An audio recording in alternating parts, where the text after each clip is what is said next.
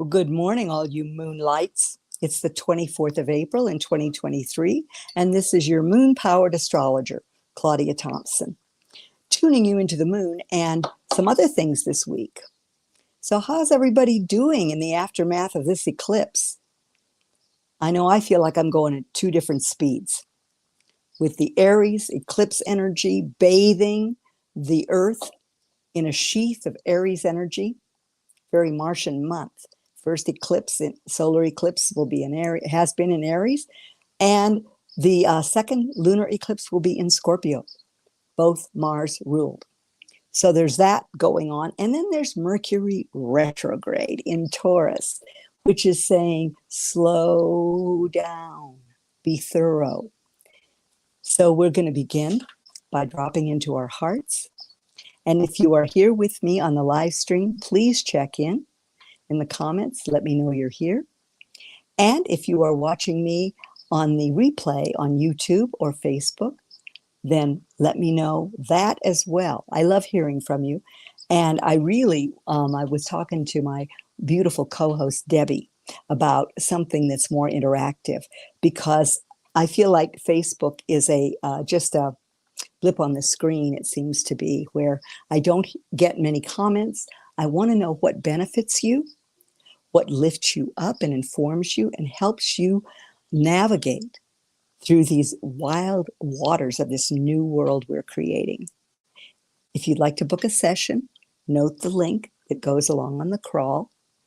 And I'm using these eclipses. I've mentioned before that solar eclipses really are, the impact is really felt for 6 weeks to 6 months.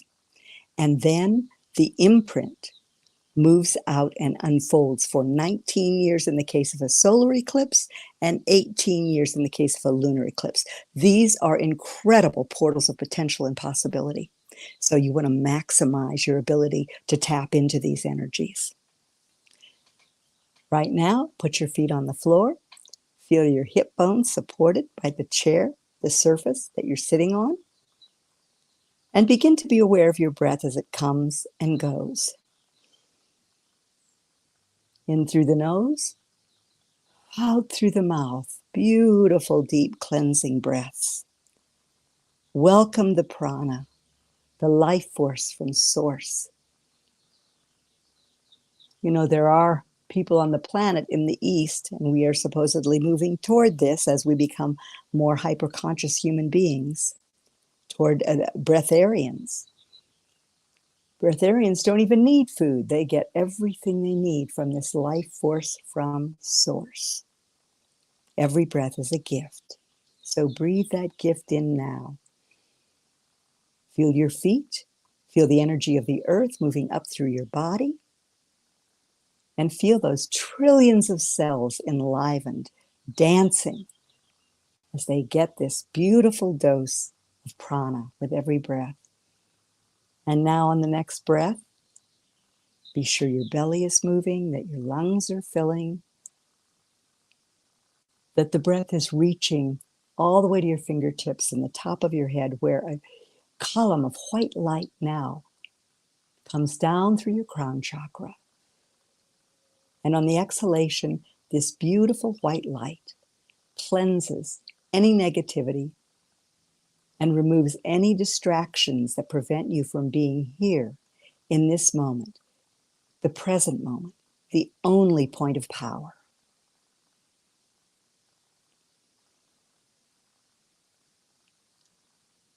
Delicious, delicious breaths. And now on the next breath, as it reaches the top of your head and that white light pours down, feel your consciousness moving behind your facial mask, down through your neck, your throat, your chest, coming to your heart. And now as you breathe in from the soles of your feet, feel the prana moving in and out of your heart with every breath. Now a beautiful pink rose gold ray comes into your heart, filling your heart with self-love. You might tap on your thymus area, right there between your heart and your your throat. I deeply love and appreciate myself. I deeply love and appreciate myself. The pink light in your heart is growing. I deeply love and appreciate myself. It's a beautiful thing to do anytime you think about it. And now, an emerald green ray of heart healing moves in to join that beautiful rosy pink ray, healing your heart and opening it to love again in any areas where love has been withheld.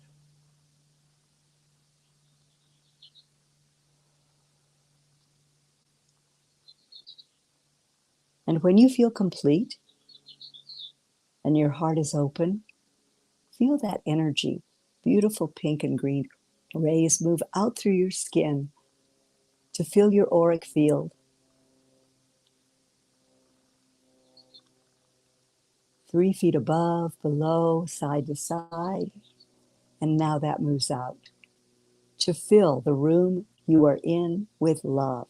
Fill your world with love, the natural overflowing of the self-love that is expanding in your heart right now. You are the love revolution, creating it right here, right now. Open your eyes and come back to be with me. Yeah, it's good, wasn't it? Yeah. So the last time I spoke with you, we're on the verge of an eclipse at 29 degrees of Aries, telling you that a door was closing in your life. You may turn around and knock on that door. The lunar eclipse will show you where you're still holding on to the past, to things that belong on the other side of that door that prevents you from having all the energy you need to be bold and daring and pioneering and activate the leader in yourself. All of these beautiful Aries things so that you can have a brand new, fresh start in the area of your life where 29 degrees of Aries resides. We have some gentle aspects and that are sextiles this week, 2 sextiles that I'm going to talk about that will support you. And we're going to talk a little bit about Mercury retrograde. Today, right now, the moon is at 29 degrees of Gemini, speaking of 29 degrees. So if with Venus in Gemini, if there has been less than loving communication in your life, take this opportunity to release whatever the charge is on that. And remember to drop into your heart while Venus is in Gemini and let your communication reside there, come from there, so that you listen lovingly before you respond. Gemini can be the chatty Cathy of the zodiac.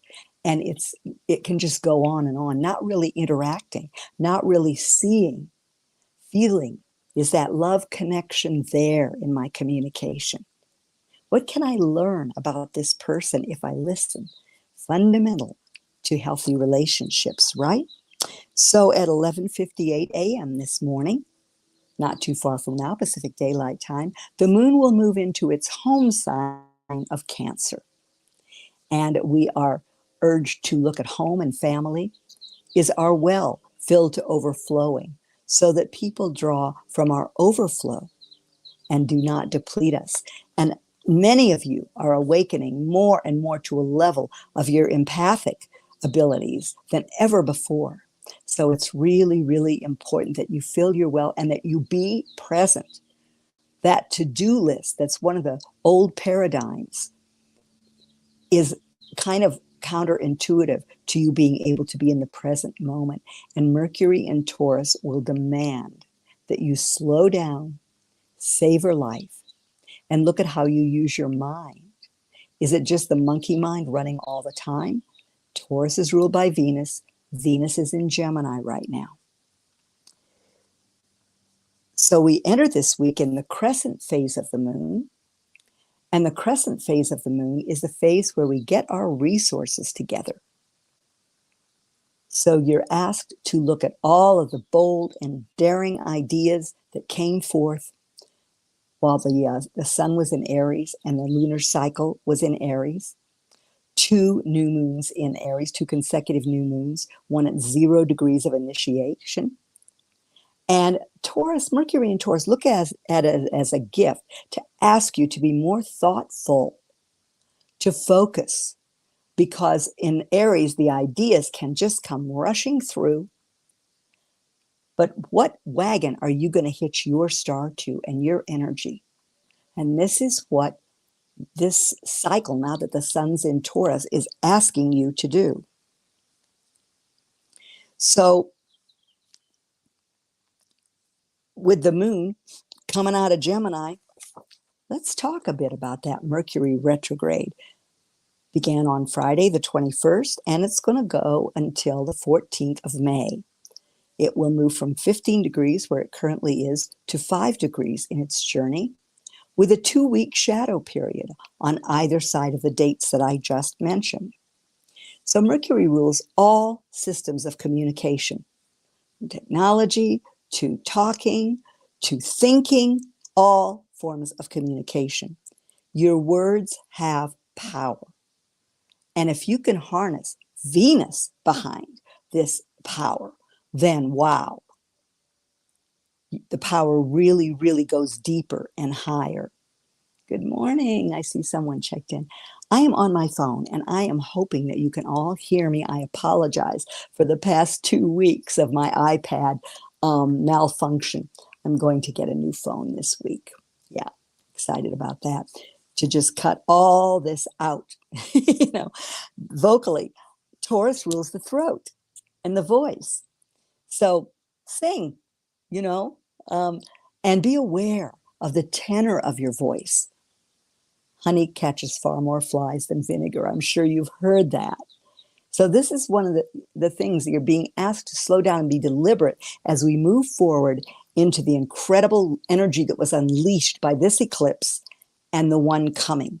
And you're going to be feeling over the next 2 weeks this dance of adjustment between the go, go, go of Aries, which says just do it, and asks you, this eclipse says, what do I want? Who do I want to be now? And then as we move into the Scorpio energy, and that sheath opens and bathes the earth in that Scorpio energy with the light of the moon being occluded and then coming back. We will feel where there is a lack in our lives or where the old wounds are still tying our energy up. You need this. You're creating a new world, a new earth. You need that energy so you can stay, as Abraham says, on your high-flying disc, so you can really march to the beat of your own individual drum in rhythm with the universe and with community. Taurus has to do with stability, solidity, values, and worth. It's not spontaneous. And Mercury likes to be very spontaneous, but it's reliable and thorough. So it's asking you, it's giving you an opportunity to review your values and align your vision with your values. Good morning. Align your vision with your values. Remember, Saturn in Pisces in its high side, it's saying if you go with the flow and you have your dream and your vision written down in hand, concretize it. After all, Taurus, Mercury retrograde in Taurus is solid. It wants you to solidify the things that what you have decided to hitch your wagon to. And so you want to be thorough. It can slow the supply chain down. Taurus is patient. And so Mercury isn't terribly comfortable there because Mercury can be very mercurial, right? Not patient. But Taurus says, bring patience to the mix. If there is something, that doesn't, transportation, all forms of communication, right? If there's something that doesn't get to you when you think it ought to. Good morning, Mary Lou. I'm sorry, it's difficult to hear. I will handle this week. I had one person who just said she just turned it all the way up when she listened to it. And that's the only suggestion I have. I've had trouble with the speakers on this phone and my speakers generally. So I'm going to be handling that this week, I promise. And I really, really love the fact and appreciate the fact that you're hanging in there. Appreciation is another word for Taurus. Savoring, savoring life, savoring the fact that you have 5 working physical senses to celebrate and savor. So there may be supply chain breakdowns, and that's where the patient side of Taurus can be very useful for you. Most strongly affected, and will be, just so you know, or maybe, those with a Taurus sun who were born between the 26th of April and the 6th of May. Leo sun children born from the 29th of July to the 8th of August. Scorpio sun sign children born from the 29th of October to the 8th of November. And Aquarius sun children born from the 26th of January to the 5th of February. These are the signs that may feel this more strongly than others. Patience. Remember patience. And you will also get to look at your fixity. Where are you stubborn, intractable, which prevents you from moving away from those old habits and patterns into your new earth, the new world, the new vision. So remember, your values determine your vision, and your vision determines your decisions. So if you haven't taken the time to actually write, if you just have impatient energy, use this time. Writing is a form of instant manifestation. You make it concrete right away. Declare it. Mercury in Taurus. Use your voice. Declare it. It's wonderful to walk in nature and declare your vision, your intentions as you do so. I happily and thankfully, yes. Hi, Ronnie. I love you too. Thank you so much. And so use the Mercury to the best of your ability. Navigate with patience, with love, with your heart, while Mercury is retrograde in Taurus. It's interesting. Mercury is still at 15 degrees. It's, it stations. When it moves retrograde, it stations or kind of hovers in place, and it's very intense on that day and the day following. And so it's kind of like we go, what the heck is going on? It's like, well, what's going on is, oh yeah, Mercury is retrograde, getting ready. So it, again, universe moves like a locomotive, not like a rocket. So you have to build the foundation. Pluto is going to, in June, will move back into Capricorn. It'll move in retrograde motion in May, but it'll move back into Capricorn. And Capricorn says, plan, strategize, so you know your first sure, solid step up the mountain to your success.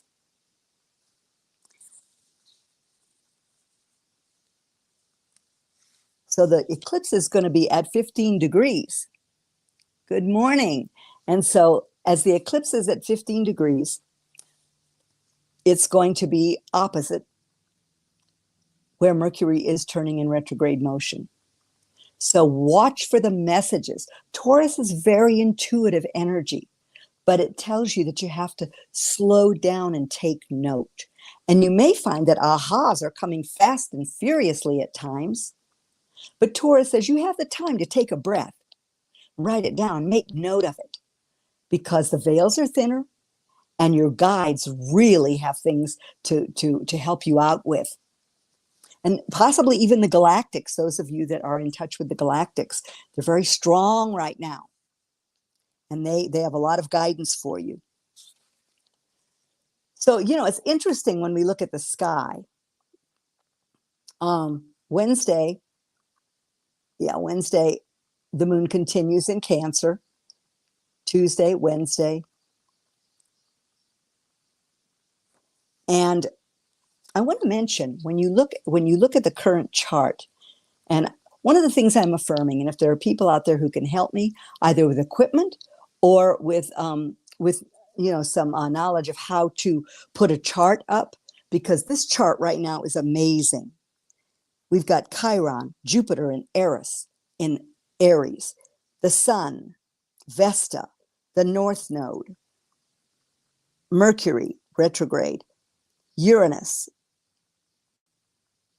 and Juno, all of those in Taurus. So, this is really something with Mercury retrograde. We are in that Taurus time of year. Stop and smell the flowers, literally and figuratively in your life.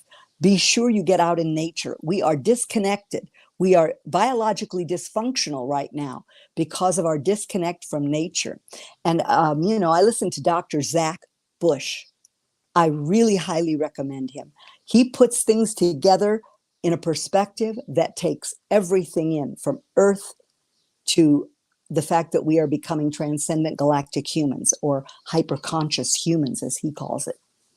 But we have gotten disconnected literally from the soil that provides the microbiome that is the fundamental basis for healthy living. So get out in nature. I know this allergy season, I don't know how it's been for you, but this allergy season has really been something for me. And so it makes me want to stay inside. And yet it's gorgeous outside. So I take my quercetin and I go out and I do what I can for my microbiomes, and I salute the directions and thank the flowers, bless nature. I thank the earth for this body, for the sustenance of this body, so that I can have this experience on earth at this time.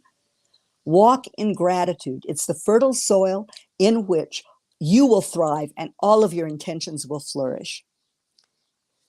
So in Gemini, we have Venus and the moon for a little while longer. So you can see all of those placements I read are on one side of the chart. We have Saturn in Pisces, the South Node in Scorpio, on the other side of the chart, and Pluto in Aquarius currently. So these are the reason I read all these is because these are childhood signs. They are in the universal chart, in the subjective area of the chart. Aries is the child that says, here I am. I'm the initiatory spark in human form, and I'm going to express my individuality, and I'm going to be seen and heard. I'm going to do me. Taurus is what I need to be who I am, which is why your values are so important. What do you value? What's of value to you? Do you hoard for a rainy day, which is fear-based, not love-based? You either live in awareness of abundance and that you are taken care of, that source takes care of you if you do the work, if you write down what you want, if you get clear, if you give voice to it, if you walk in that energy, feelization, that frequency, it becomes real. And with Saturn in Pisces, where it is uncomfortable, it's telling us you can make the dream real if you go with the flow, get clear, and step into your dream and vision now, holding your values as a priority, which will always tell you, am I on track? Am I off track? Is this situation or person aligned with my values or not? Doesn't mean you withhold love, but it's an awareness that shows you my community, not my community. Part of a solid foundation that I'm building, not part of it. And then we come to Gemini. And Gemini is where in childhood, if you had sisters or brothers or didn't, this is where you learn to communicate. And so these three signs are loaded right now. So this is a beautiful opportunity with all of this energy there to see, is your inner child nurtured and cared for and respected and brought in? It's curiosity, it's creativity. You need that now. Or is it wounded? And with the South Node in Scorpio, it's telling you it's time to bring those wounds up, face them, recognize them, cut the cords, move into your heart and send love toward these, these wounds that you're cutting the cords from, so you can move forward, because this is a time that requires more energy than ever before. And that doesn't mean go, go, go necessarily. It means that you need to rest and regenerate as well, which is part of the Scorpio reminder. Death and rebirth, regeneration, rejuvenation.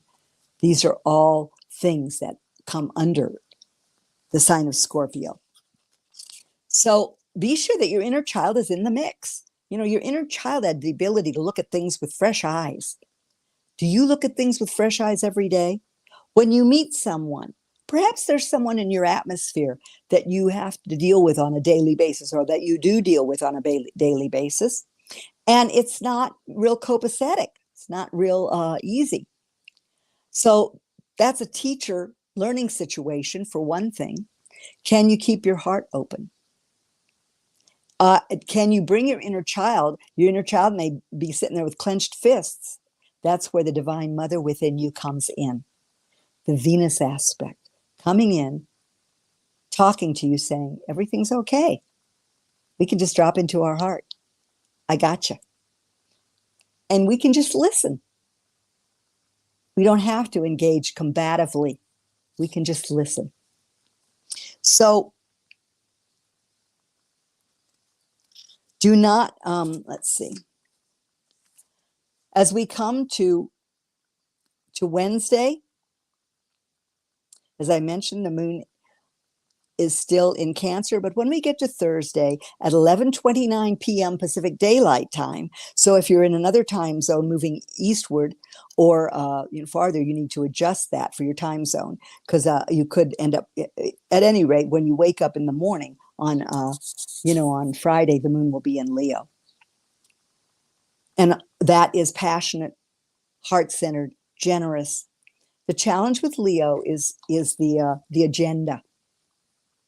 Is my agenda heart-centered? Do I just give because it feels so good, because I am so abundant with love, with passion, with gifts that I can just give without keeping track of what I'm getting in return? Do I appreciate myself? Do I applaud myself and my own accomplishments? Or do I constantly have to have that reinforcement from outside of myself? So these are things to look at. And of course, Leo is passionate and knows how to play and have fun.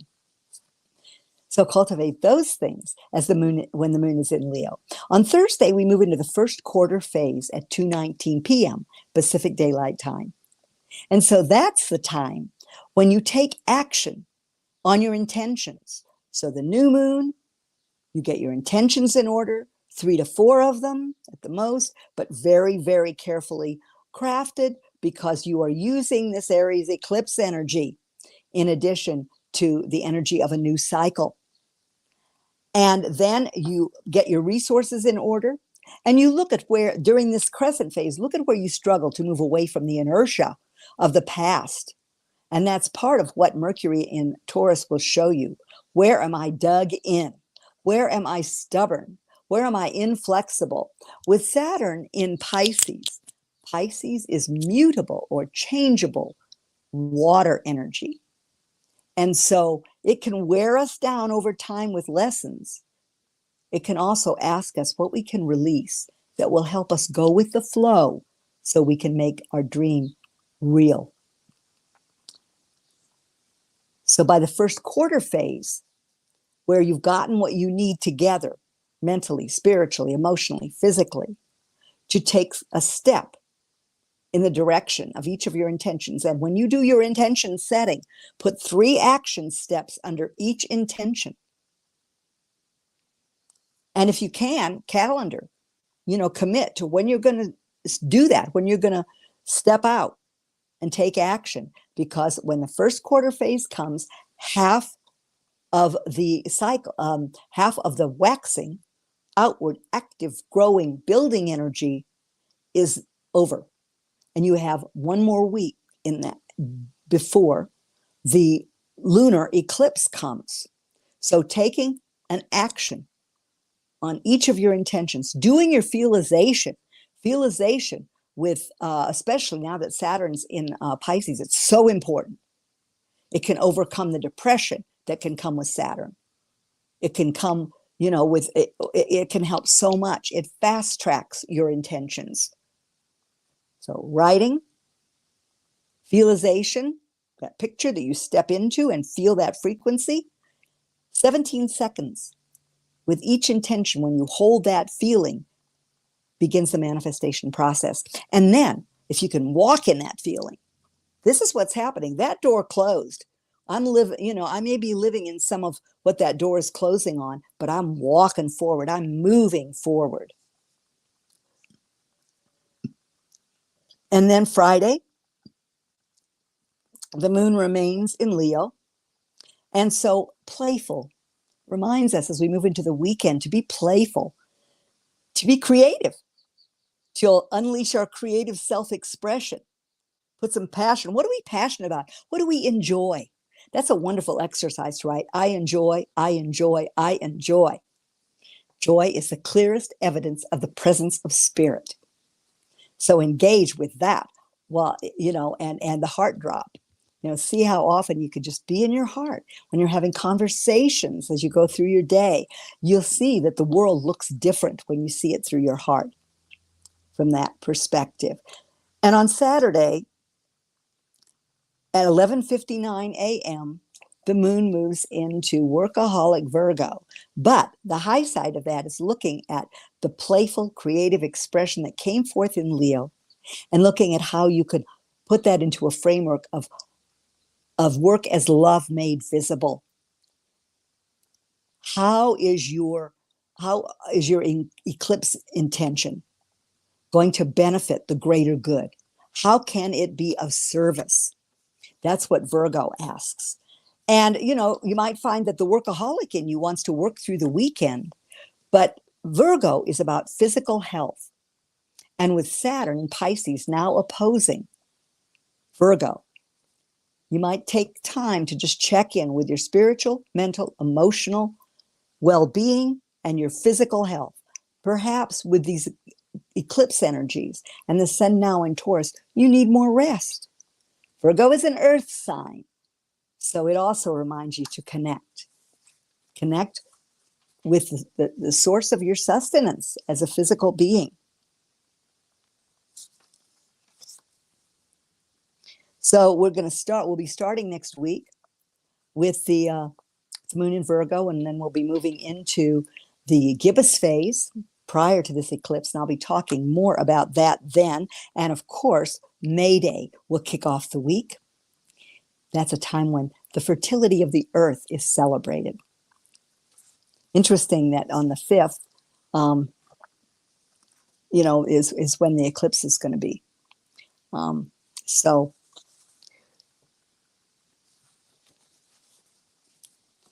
if you have questions for me, if you have comments, I'd love to know what helps you most. So be in touch with me. And the replay of this will be on YouTube, on Facebook, on Spirituality Gone Wild.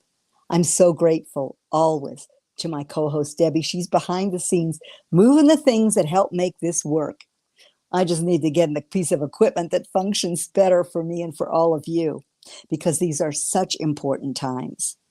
And we are ready to move into that hyper consciousness I mentioned, and recognize how important you are in this symphony of life.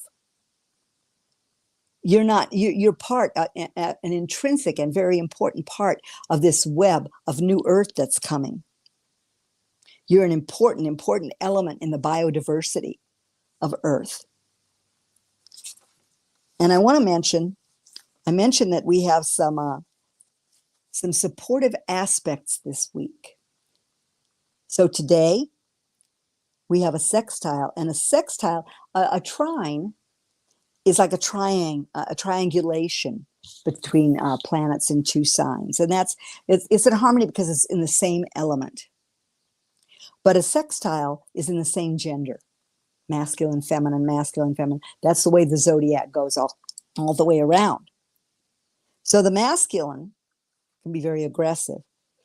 But the feminine is more passive, and it supports life and growth. And that's particularly true right now because these sextiles are in earth and water. And the first one actually is tomorrow, and that's the Sun in Taurus, sextile Saturn in Pisces. So, Saturn is considered a malefic, and it can indicate an approaching or a departing view. So one of the things that Saturn can do is it teaches lessons over time. And it's kind of like we keep revisiting these lessons over and over again. It's like, oh my gosh, this again, because Saturn solidifies. But ultimately, we get to the point where it's like, oh, you again. I know you. I've been whittling away at you for a while. And at that point,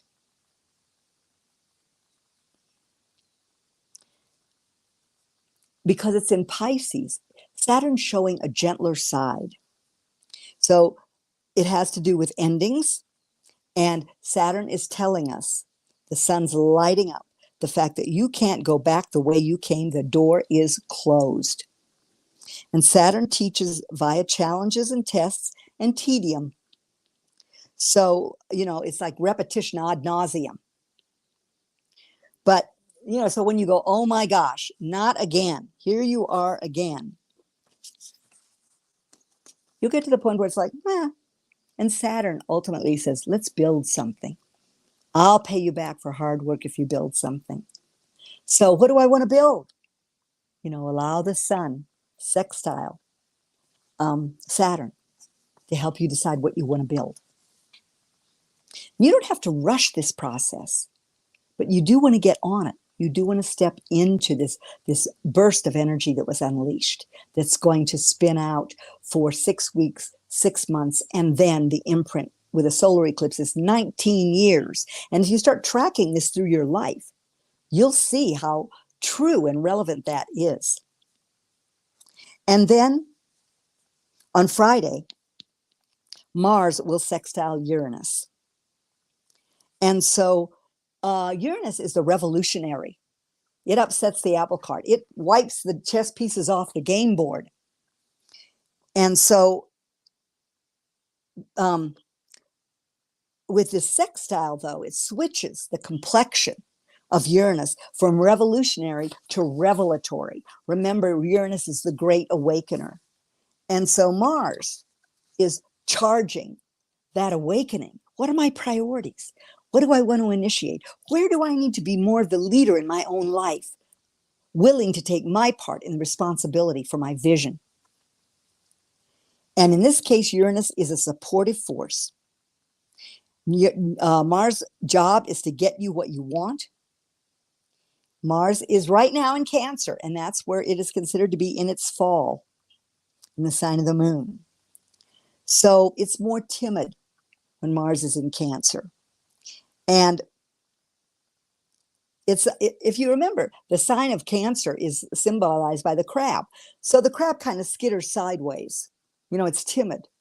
It can be manipulative and passive. But if you use that to change the circumstances,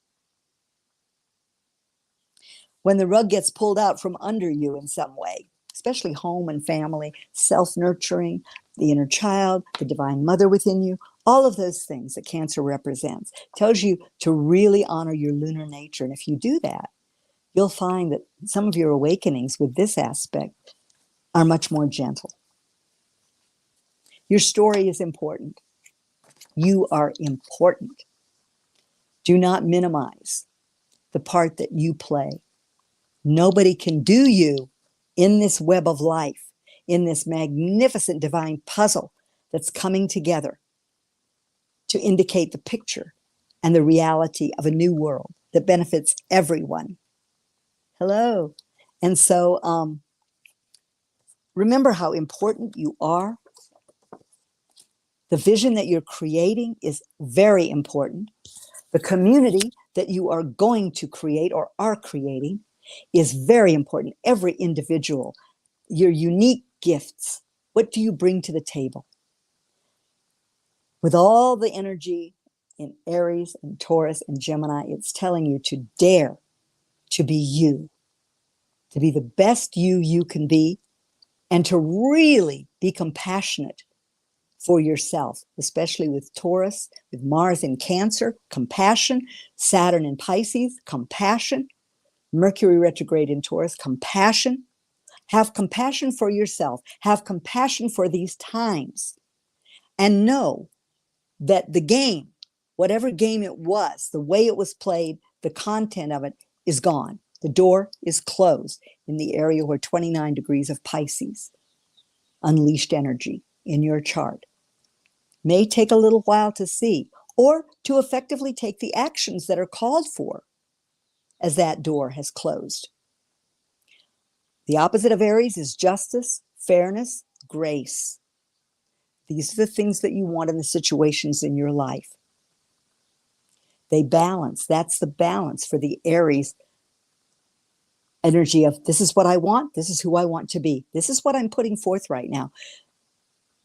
And then listen for the first step, step by step, because Taurus says, now how can I build a solid foundation and manifest the resources, which is walking in the energy of the world that you envision every day.